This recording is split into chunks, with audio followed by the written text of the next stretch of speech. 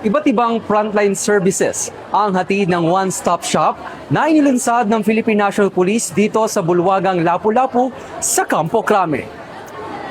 Bilang bahagi ng pagdiriwang ng ika-31st anniversary ng Police Community Relations Month, inilapit ng Philippine National Police ang iba't ibang frontline services at serbisyong medikal sa mga PNP personnel at kanilang mga pamilya sa pamamagitan ng one-stop shop of frontline services na ginanap sa Campo Crame, Quezon City. Pinangunahan ni Chief PNP Police General Jose Melencio C. Nartates Jr.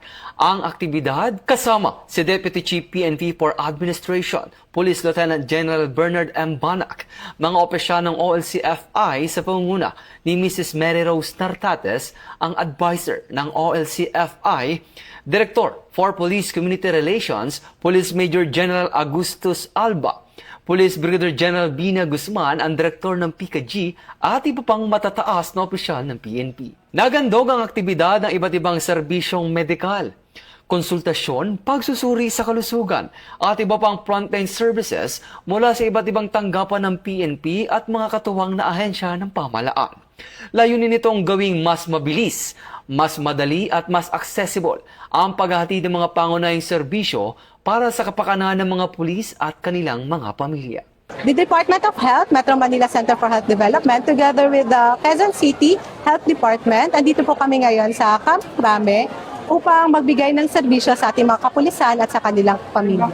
So ang mga services po namin binibigay ngayon are the following. So may vaccination po kami, which are the flu vaccine, HPV vaccine, and the pneumococcal vaccine. And also, we are offering cervical and breast screening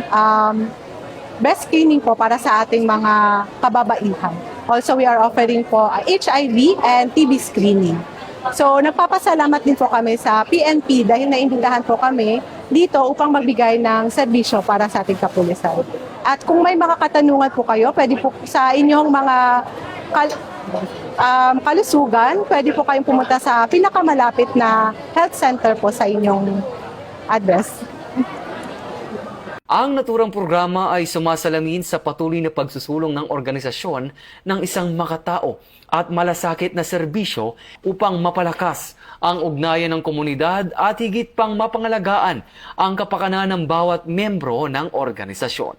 Mula dito sa bulwagang Lapu-Lapu, ako si Patrolman Edwin Baris nagbabalita para sa Police News Network, alagad ng batas, tagataguyod ng Balitang Pulis.